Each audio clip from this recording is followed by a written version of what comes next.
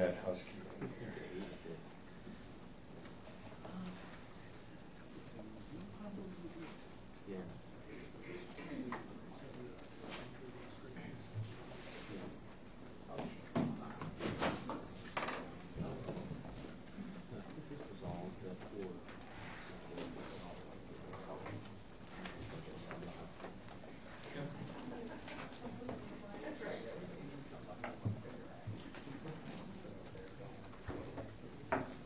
Give it another minute before we start. Yeah. A little more lunchtime.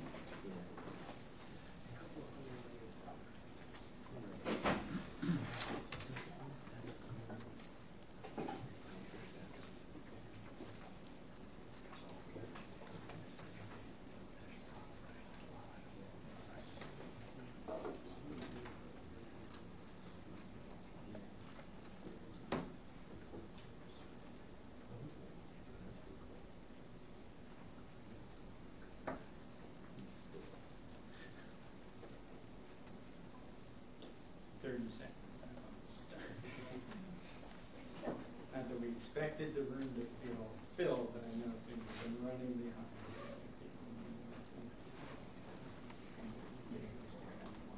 Yeah. Yeah. Cool.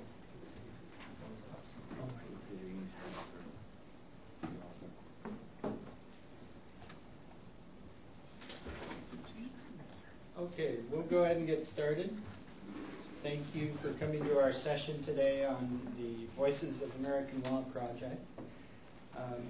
Speaking today will be myself, Wayne Miller, been at Duke since 2001. Alex Anderson, who joined us this past year as our video production specialist. Then our guest and surprise speaker is Richard Mixter from Aspen Publishers, and he's going to talk about what was kind of elliptically referred to about how the results of the project are going to be distributed. So just a little bit about the project itself. It began, I was looking back at old emails. I know you have you've seen history through emails. It's kind of hit or miss whether you really find out the facts. But it was back in 2002 that we first started working with Tom Metzloff, a professor at Duke Law, who traditionally has taught our LLM course, which is called Distinctive Aspects of American Law, or sometimes U.S. Law. And that is in fact the name that this project had when it was begun. And he wanted a way to make it more accessible to our international students who come to the U.S., find English difficult, find the case method that is taught in American law schools, in many cases very strange. So he was looking at ways of providing a little more impact to those students. And he looked around for funding in various ways. The Center for Instructional Technology at Duke, he got some commitment of time from my group at the time called Educational Technologies. In fact, we got a position growing out of the work that was done with him. And then he also used a fair-sized grant that Duke had for instructional projects. It was different than a project we had done previously in that prior project we outsourced all the video work and outsourced the environment and outsourced a lot of stuff that made up the prior project. This one we wanted to do in-house. It was done almost completely in-house. We brought in a newscaster to do some narration. I have talked about this before at CALI in 2004 with our original videographer for the project, Todd Shoemaker. Some of you may or may not know him. He now works at Georgetown. And he really did a lot of the ground, did really all the ground laying for this project from the video production side. We've looked over the years at how to make this project fly in the long run? How do you make it so that something that you put a lot of time, a lot of effort into is sustainable? And how do you make sure that people can access it? We've tried different approaches. We'll come to the approach question toward the end. But now we're going to see a segment that was put together in order to give an overview. You'll first hear Tom Netzlaff. This will run about 11 minutes. And I think it will provide the kind of overview that I could not. So let's get this thing rolling.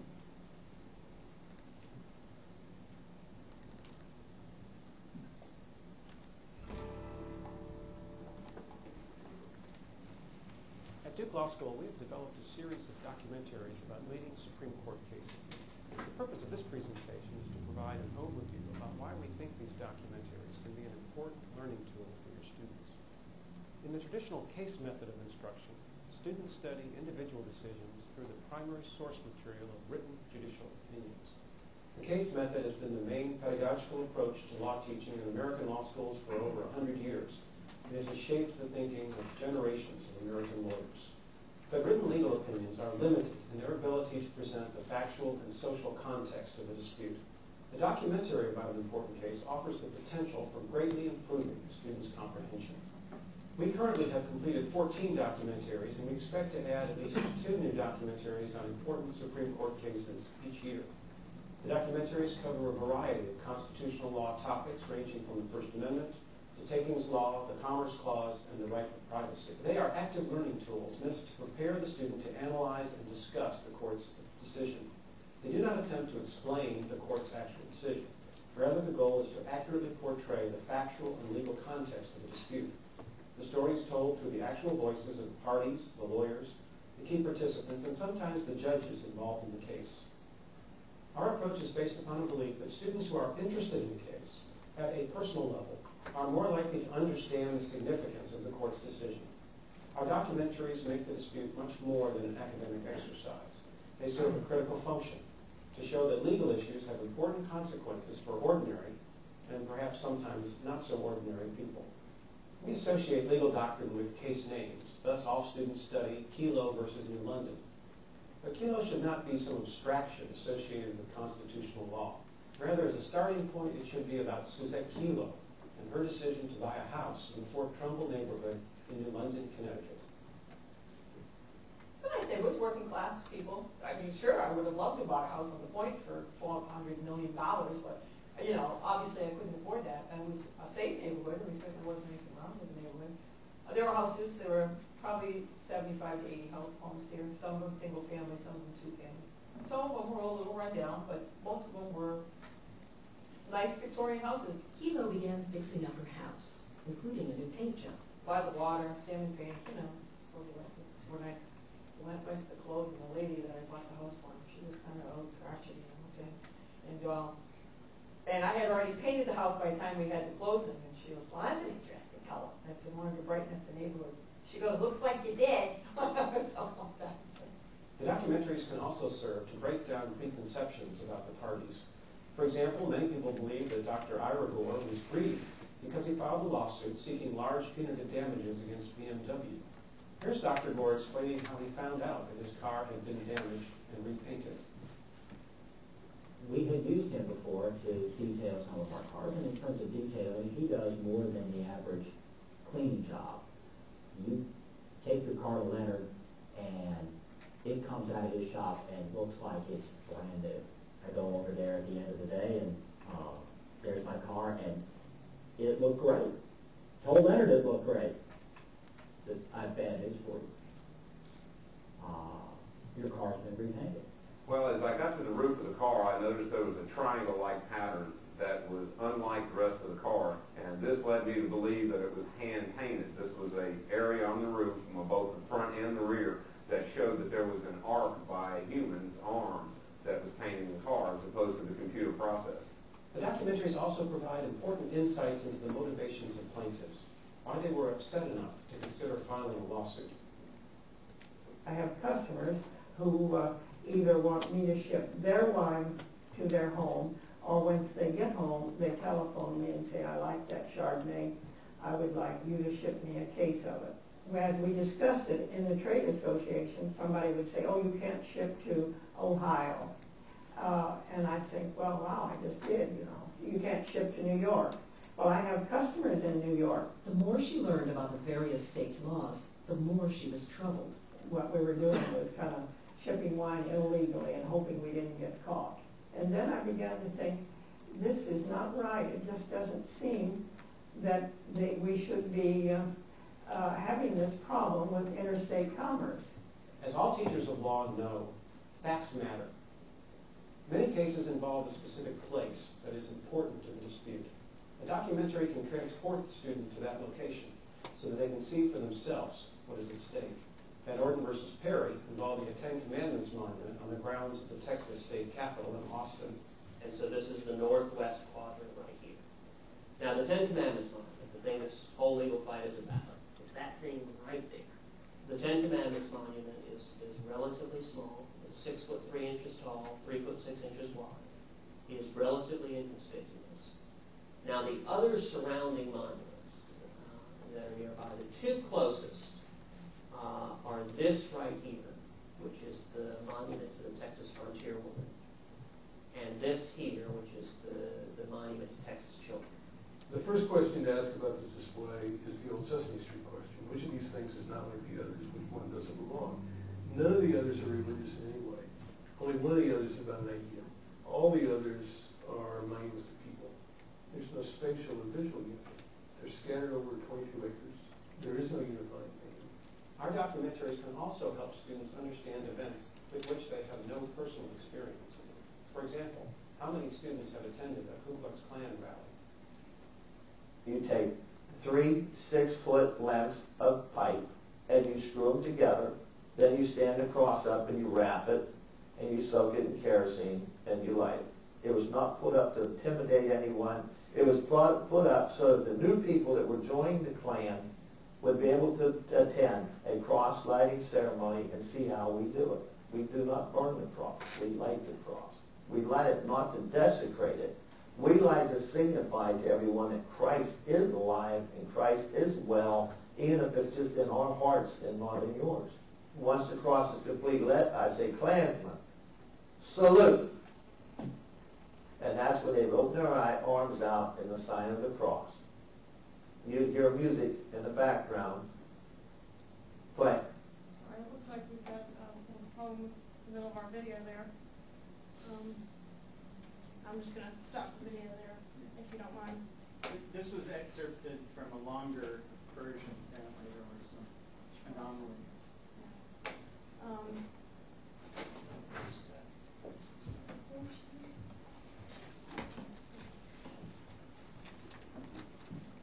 Thank you for your patience through that. Yes, that's a short version of a longer piece, which is simply stating what these documentaries are about and what they can do as a potential learning tool. For myself, I'm a video production specialist, and so my job is to go out and videotape these interviews and get BRoll and assist in the post-production process. And so the overall process that we go through here is pre-production, production, and post-production. I have probably the least amount to do with pre-production. Professor Metzloff, who's the executive producer, and Sarah Wood, who's the producer, they will decide which case that they want to videotape. And they'll have 2 student researchers that will compile information for them, and they will review which cases they think will make potentially good documentaries. And part of that has to do with making initial contacts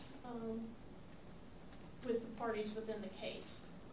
Because obviously, if they're not willing to partake in being interviewed, or they won't let you have access to the information, then that doesn't really make it conducive. So they will make initial contacts and then acquire permission to actually go and videotape for interviews. And thus that leads to making some travel arrangements. Sometimes we fly and sometimes we drive to the different locations. It just depends on where we're shooting and how many interviews that we'll have in a row. We'll try to schedule several interviews within a day. We can do up to 3, and that's kind of pushing it. Sometimes we'll do 4, but 3 is about the average if we're all in the same town. So this requires us to be on the go, if you will, and typically we'll take 2 to 4 people when we go out on these productions.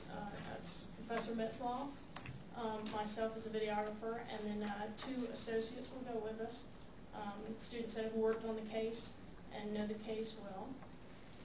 So what do we take with us? We've kind of narrowed it down, and it's taken some time to figure out exactly what we need and what we don't need on these trips, particularly flying nowadays. You really need to be concerned with the number of cases that you're taking with you. So we've narrowed it down to 4 cases after some trial and error, if you will. And so I'll just kind of go over what we take with us. In our camera case, we currently use a Canon XL1, though I'm sure you all know that there's a plethora of mini DV, DV, HD cameras. But anyways, we use the Canon XL1. We have extra batteries with us. We have headphones, and then we have an AC power adapter, and a mag light and a Gerber tool, just in case we need to do some repairs. In our hard tripod case, we have a tripod, some extension cords, and then a larger beefy light stand that we take with us. And then within our light kit, this happens to be a Lowell light kit, but there are several companies that make light kits, Lowell, Airy. But in our particular light kit, we have 2 small Lowell Pro lights, and I believe they put out 250 watts. 3 light stands, and then we have a soft box, that white piece on the other side is a soft box, and I think that's 500 watts. And then we have some extra bulbs and some gels in case we need to put some diffusion on or change color temperature so we can match the lighting. And then C47s or clothespins because they don't get hot, and if you need to put a gel on a light, the C47s don't get hot, so you don't burn your fingers. In the larger gray case that we had, it's a large flight case, and within it we have a monitor so we can watch what we're doing, some additional extension cords, and then power strips. We bring tapes with us. We have 2 hardwired lavalier microphones and XLR cables. In the clear case in the back, we carry extra batteries and connectors and that sort of thing. And gaff tape.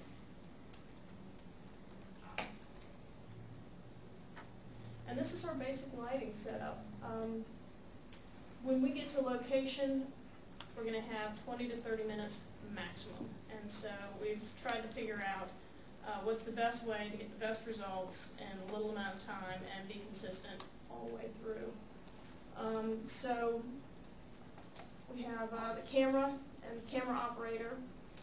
And we have the fill light, which is a Shamira light. It's just above the camera, and that's a nice soft light. Our key light is 45 degrees from the camera, and Tom, who's doing the interviewing, he remains between the camera and our key light. Our key light's 45 degrees over, and it's up high, and it's aiming about 45 degrees down. Our backlight is almost directly behind our subject, just outside of the camera's frame.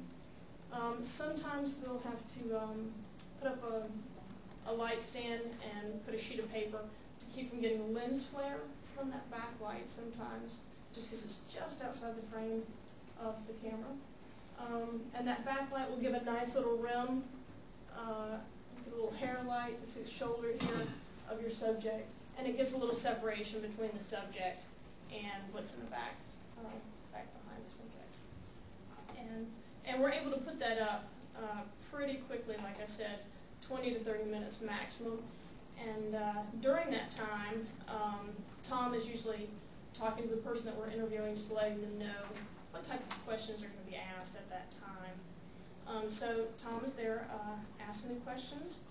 And then one of the #1 things is to be sure to get written permission You don't want to have an issue later on with someone saying, oh, I didn't really give you permission, or I didn't know that that was going to be put here or put there or located on the web. So you want to make sure that you have written permission. Once we get done doing the interview, we will do BRoll footage. We'll take the person that we interviewed and we'll have them in their environment, whether it's at their desk or at their home, whatever their environment may be. And then we'll also get video footage of any locations that might be of use to us, and anything else that might add some visual interest for our documentary series. And sorry, is that what BRoll means? Yes, BRoll is getting additional footage that you're going to insert, because when you're interviewing someone, you're not going to use every single bit of the interview, and so you need a way to get from, okay, I had this shot of this person, and then I'm only using the footage of them talking that's 5 seconds later. Somehow I need to leave this person and come back, otherwise there's a jump in the video. And so you want something to cover that up with. And B-roll can mean a lot of things, but in that particular case, it's shooting additional footage. In post-production, when we return back to Duke, it takes a couple of steps here. We'll review the footage, we'll input the footage into an editing system, create a rough cut, and then some finishing touches from there, and to go a little more in depth in what those things are. First of all, we'll duplicate our videotapes into DVD with time code, and that way, when someone's looking at it, they can see the time code. If there's a certain phrase that they like or a piece of video that they want, they can give the time code, and it's a time that's an in and an out, and so we know to utilize that specific piece of video. We'll also do another DVD that's going to be transcribed, and at that point in time, Tom and Sarah will discuss what parts of the interview are pertinent to the case. So we may end up shooting 2 hours worth of an interview and only end up using 10 minutes of an interview. But they're going through getting the pertinent pieces, and at the same time, looking at what they have and how can we tell this story and what pieces are missing.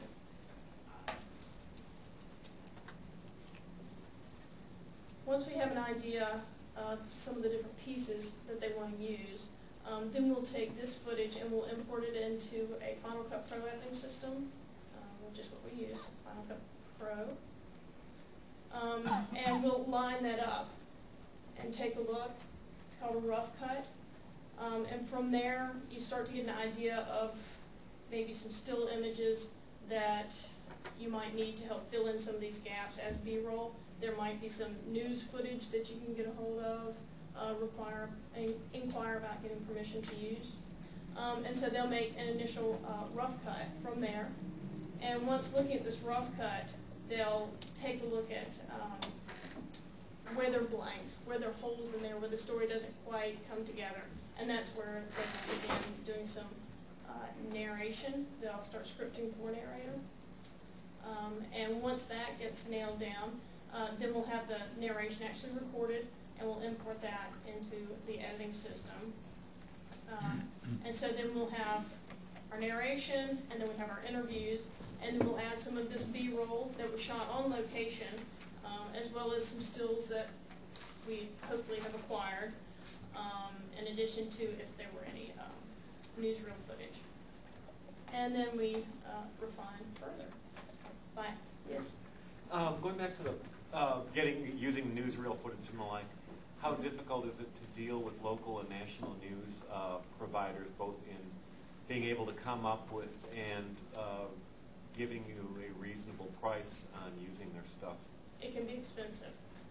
It can be expensive, that's for sure. I think it's easier now than ever. It used to be that because everything was tape-based, they would only keep tapes for a certain amount of time and then they would be purged. And luckily now they're able to keep them longer, but yes, you're right, there's usually a fee involved. There's usually a fee involved, and so that does sometimes create a problem.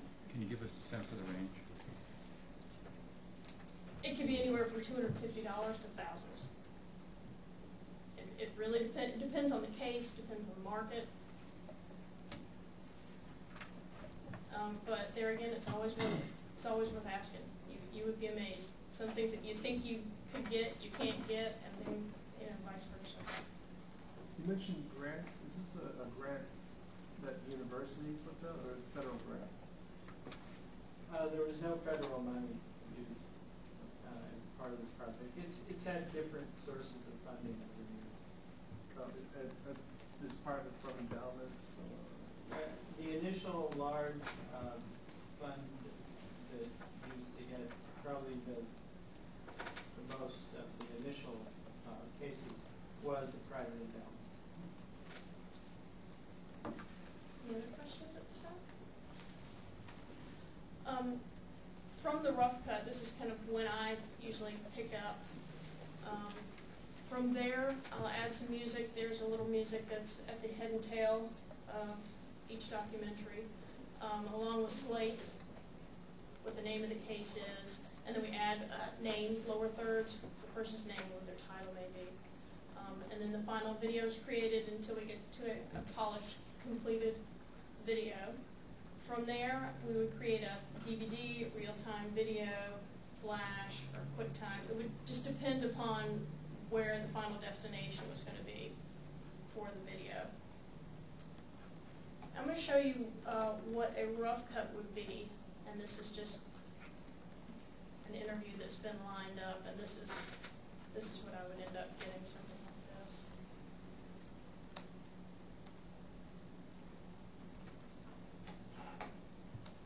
You couldn't have an comparable, which is what I'm afraid always out, because this is a brand new statute. The least risky cross-examination was, you can't be relying on comparable because this is the first time it's ever happened. We then moved to strike his testimony because it was without any basis, and the trial judge granted that motion. At the end of the day, the only testimony was that the lots were valuable. The thing that I found interesting about the trial as an engineer is how different law is from engineering. As an engineer, I would think it would be crazy to build a house on a property which had been basically underwater for 6 or 8 years recently. This is a shoreline that over the long term tends to accrete at about 1 foot per year, but over the short term it can fluctuate hundreds of feet. So you can put a house on, in this case, an accreting shoreline, but your house can be wiped out. The problem was too much sand in the system. As sand crossed over an inlet between that island and the adjacent island, sand would come close to the existing beach. And what you would have is something called a tombolo, which is a swelling of shoreline. And on either side of that swell of shoreline, you have erosional blocks. You have rapid erosion followed by rapid accretion. So as you can see, that doesn't make a whole lot of sense. You get an idea of what the story is a little bit, but it's obviously not too compelling. You're seeing a bunch of talking heads, and then you can see where the video jumps. When we see the same person and they say a line and they say a line, we've cut out a whole bunch of information in there that just didn't seem pertinent.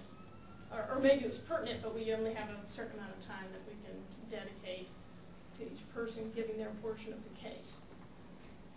So I would get something like that. And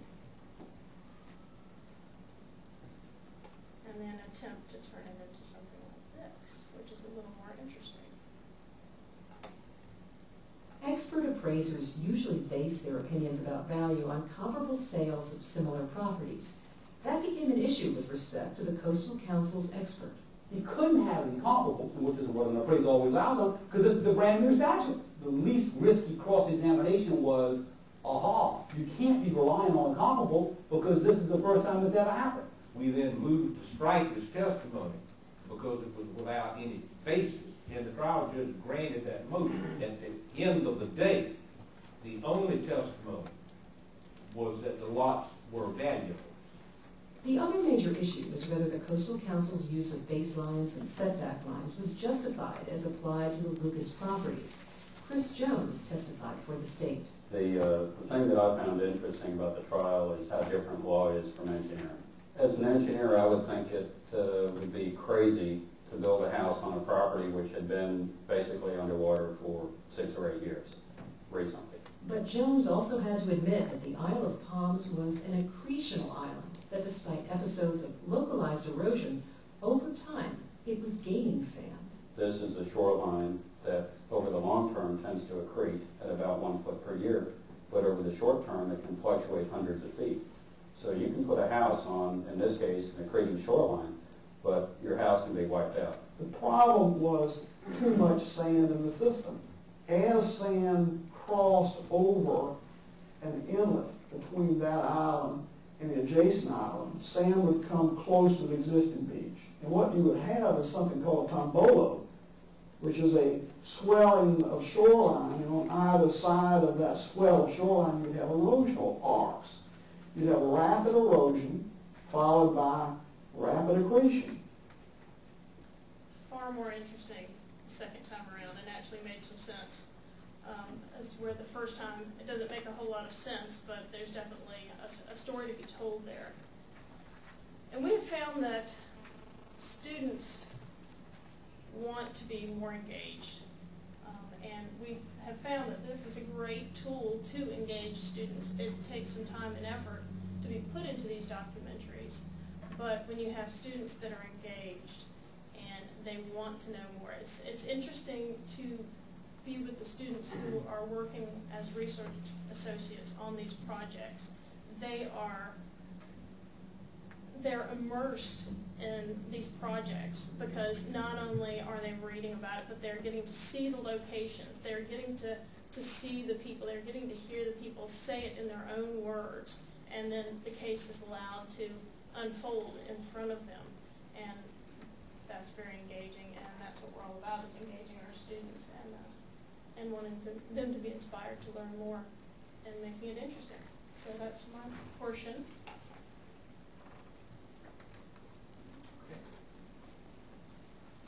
All right, so we will make every effort to allow time for more questions and answers and comments about what you all are up to. As I said, we've been looking at ways of distributing the content that so much effort is going into.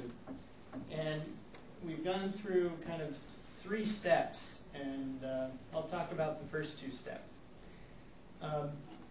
First, we wanted, I thought Tom wanted, to pursue a model of a website that would be available to the world. And so we did go about getting a website set up. We paid a developer to develop a website that in itself is basically used now as a housing location for case trailers, but had some interesting features that I think are at least worth mentioning. This is that site. It has a login feature. If you just go to this site, it has a login preset, which is the student view.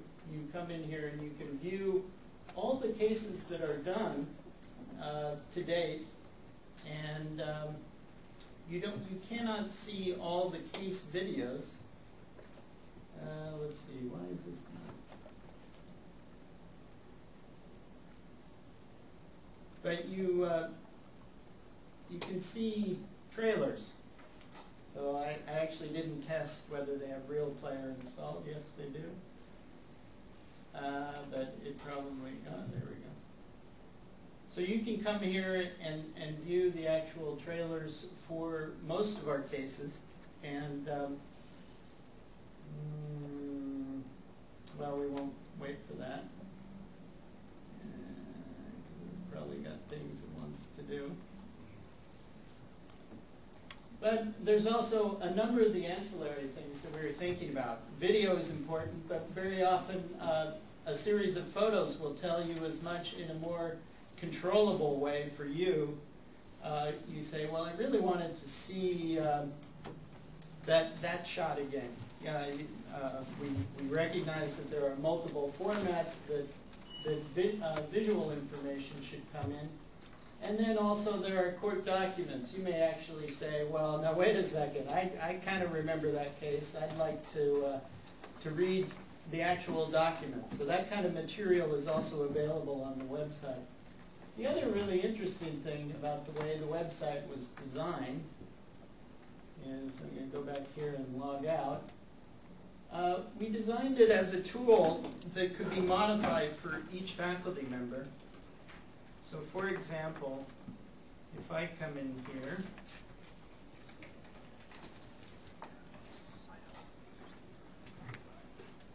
you'll see the student, the same things that you saw for students, but I now have other controls. I'm a kind of a super user, but I have the ability to customize. So I can actually come in here and say, well, you know what? For me, as a faculty user, I never want to talk about punitive damages. I'm just going to hide that. So we built in an interface that allowed individual faculty to configure the amount of modules that they would show and display. So if I logged in as student for Wayne Miller, I would see just the things that Wayne Miller wanted me to see. I can also come in here and overwrite all the descriptions. So if I didn't like the way Tom Metzloff described the case, I could come in here and change it. Now, in fact, as I pointed out at the outset, we're not actually distributing the majority of the content this way. We, at a point along the arc of our development, realized that DVD offered a number of advantages for our model. One was that you could present a tremendous amount of information, not have to worry about web distribution, and you could figure out a much more understandable and easy to arrange compensation model. So I forgot to grab these things. I've got a couple samples of the DVDs that have been produced. You'll notice that these are labeled under our old title, Distinctive Aspects of American Law. And why don't we just let these roll around a bit. So when we have finished a case, and I say we even though I don't really do any of the work on this, we create all the materials that we want, not only the case videos that are the heart of this project, but for very interesting interviews with individuals, we'll create a lengthier party narrative, thank you, which would be more representative of that person if you were very interested in some of the very colorful individuals who get interviewed for this project. So you can go to the website that I pointed out a minute ago, and you can, I actually don't think the terms are there, but the DVDs are relatively inexpensive. But there's a fair amount of upfront investment. There's a lot of issues with marketing and distribution.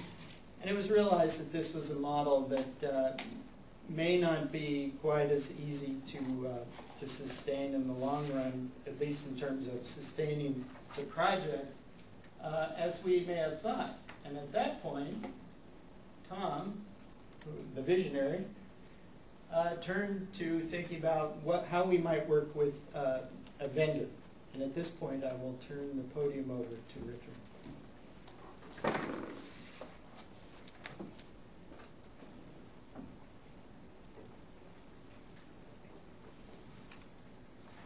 Thank you, Wayne. I guess just 1 minute to do some technology here.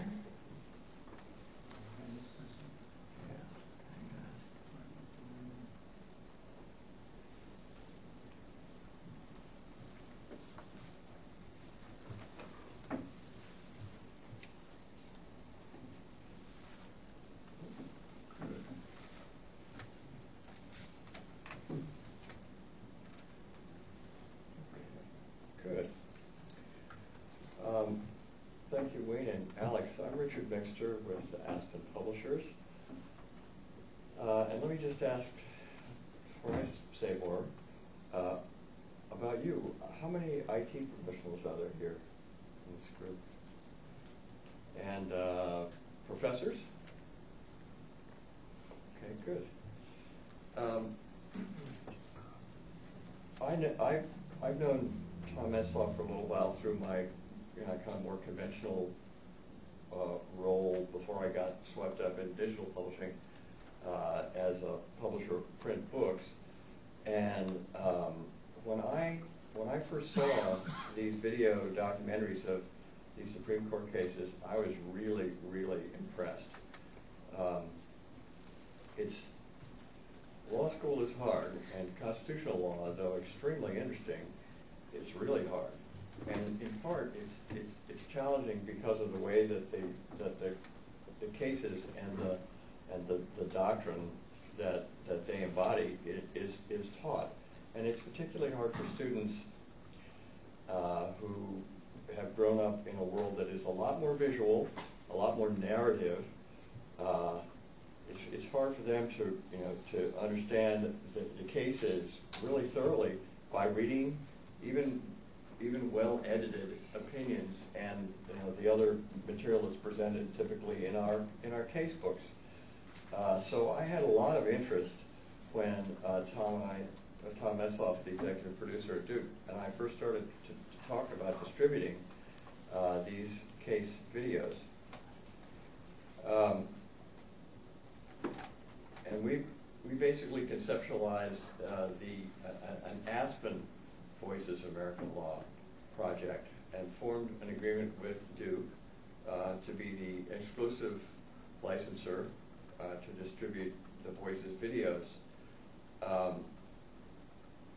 It was very significant to me that the editorial judgment that Tom Metzloff was making seemed to match ours. In other words, the case documentaries that Duke had been doing very closely mapped with cases, often principal cases and sometimes sort of second-level cases in Aspen's constitutional law case books, so that it was very likely that cases that students would be studying at the specific request of their professor were also the ones shown in these video documentaries. So we felt like, as part of our charge as publishers to help with teaching materials, this was really very aligned. So our basic idea was to create a website with passcode access for students and professors. The passcodes will be in Aspen constitutional law books, including books on related subjects, for example, First Amendment. And to get these cases viewable by students and by professors. The major work for us was creating a website from which the case videos are streamed. On the Duke site, as you saw, the trailers are mounted. We will allow the students who access this site through the passcode to stream the whole case documentary. In addition, they can see those what Wayne referred to as the party narratives. Very often when they're doing this filming, they had lots of really great footage of the principal parties in the litigation. And not all of that, as Alex explained, kind of fits the need for a narrative line. But some of it's really interesting, so that's also available on our site, as is on the Duke site. And as Wayne demonstrated, the principal documents in the case show a lot of the mechanics of what goes on behind this, and also photographs of sites of the evidence, all designed really to make these cases much more real and much more vivid and resonant for students who still fundamentally are charged with understanding their legal significance, but who I think will be significantly supported to understand that by seeing this kind of presentation. There's also a, sort of another level of access for professors, because we very much want to encourage professors to show, probably not all of, but scenes from these videos in class, and to support that. There is, for each of the video documentary cases, essentially a teaching guide to suggest ideas for how best to use the video content in teaching the case in class.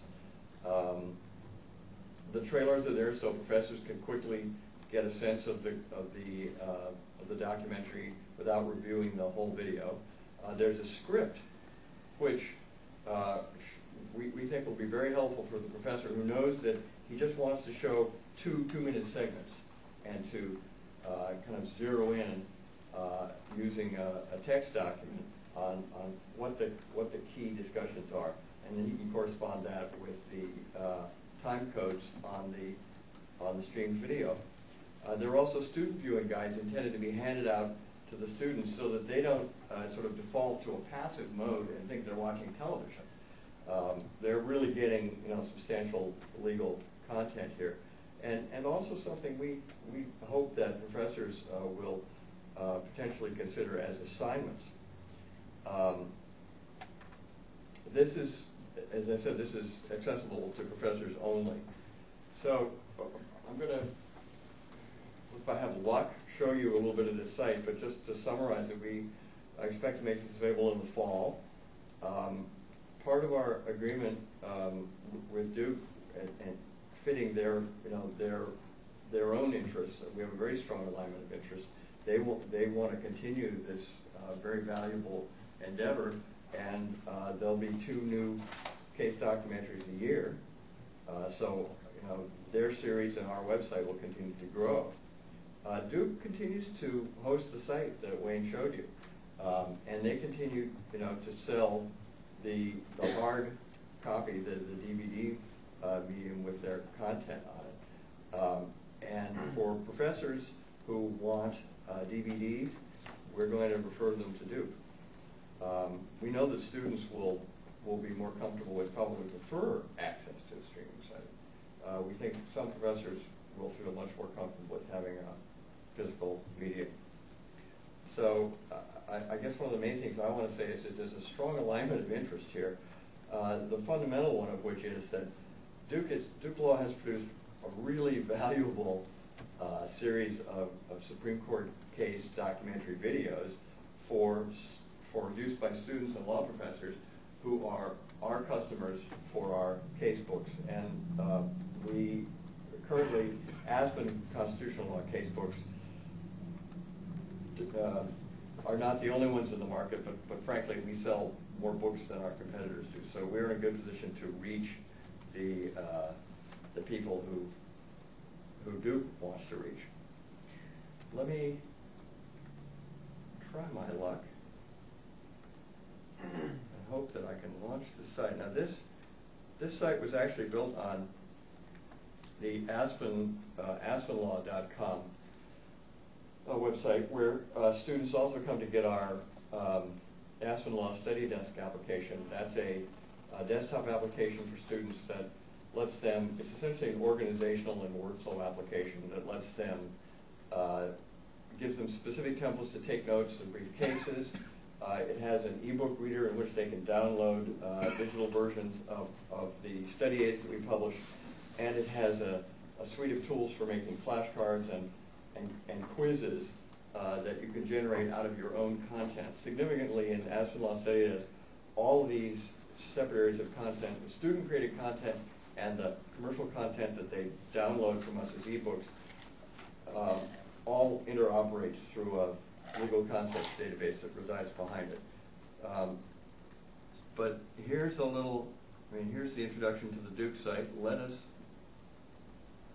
dearly hope that this lets us in. Oh, not this again. All right. Let's see if I remember my passcode.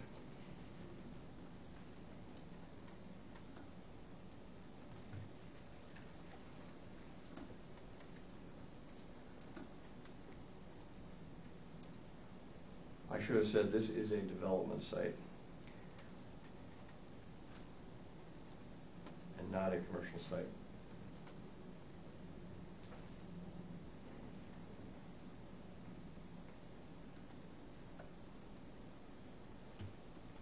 Great. So you can see in this case how we've organized this. You can,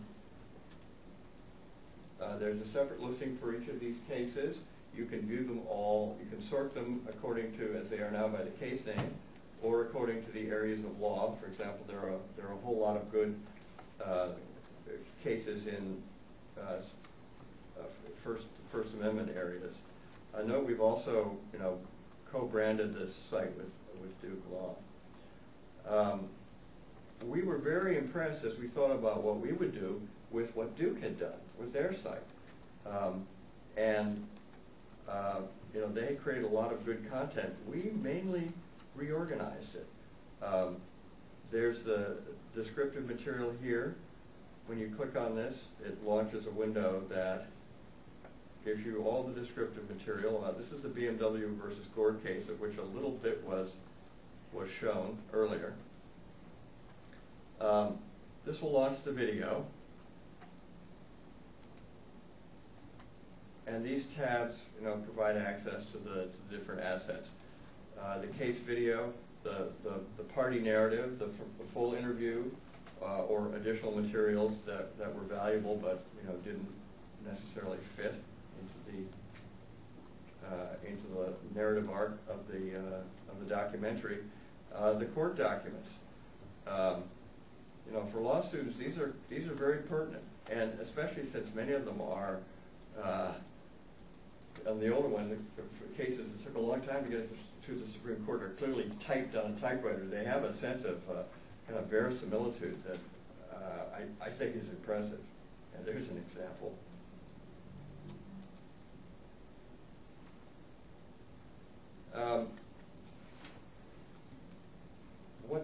What law students really get in their case books are edited cases and discussion of them that frankly doesn't explain the significance of the cases.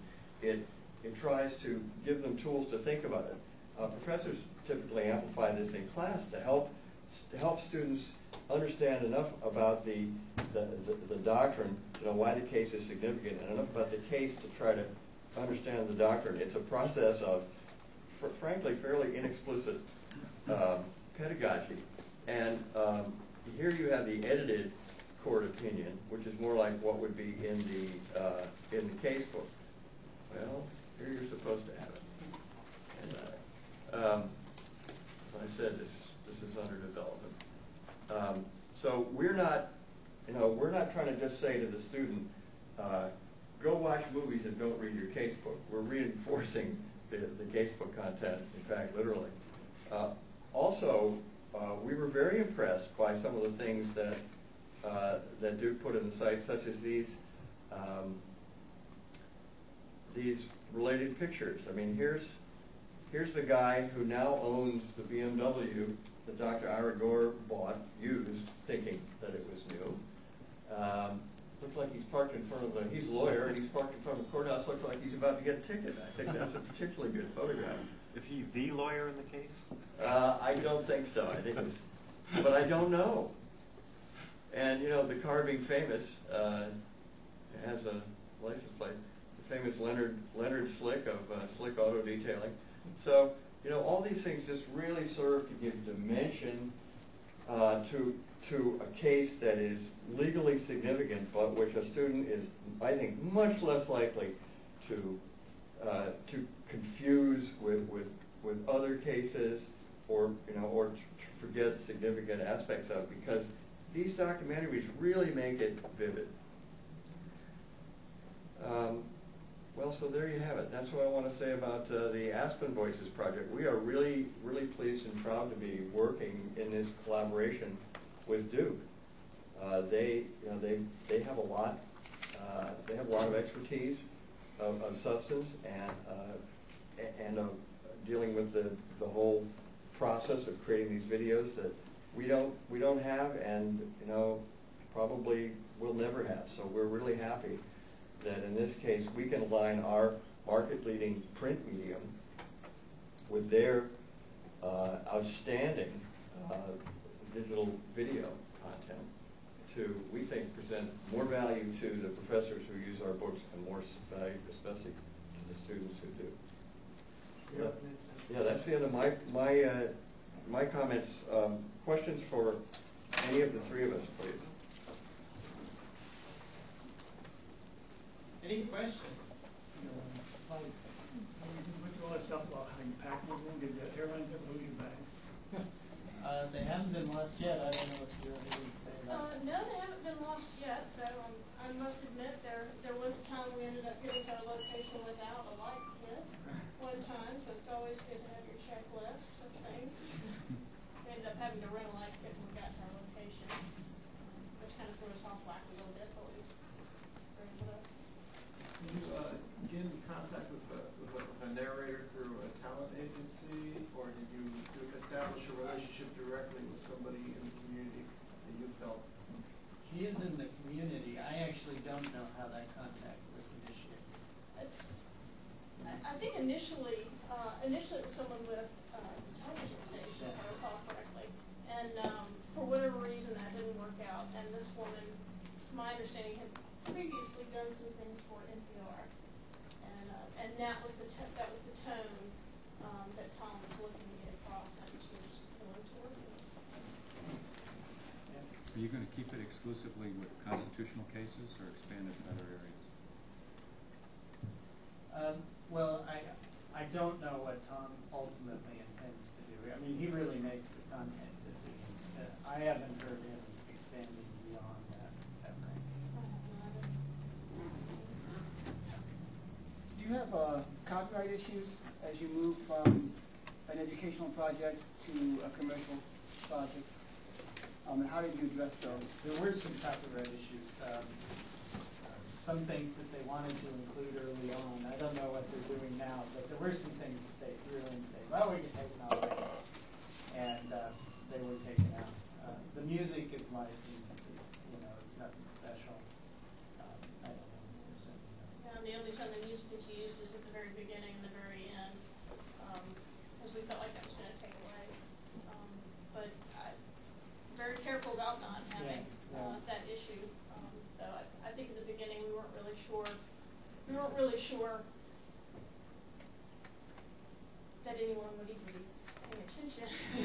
Well, that's the noise approach. And then in fact that was an issue, and so we had to deal with that and work very hard to not have those sorts of issues in the future. Well, did moving to an association with Aspen change that? Going from educational to a commercial? I mean, it was really when they had to get serious when they were putting stuff on DVD with the intent to sell, which preceded working with Aspen. Yeah. The DVDs are sold directly to students or to libraries or all of those? Anyone can buy these. We've sold a number to libraries for The production, is it are you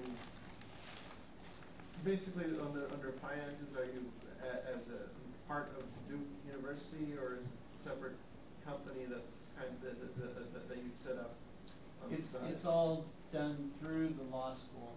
The law school. And the law school has put a fair amount of money forward, most of it in terms of salary time, salary working time.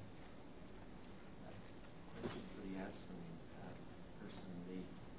Is there a fee for schools to participate in this beyond purchasing the course books, or is it a fringe benefit of adopting the course book? Yes, it's a benefit of using an Aspen book.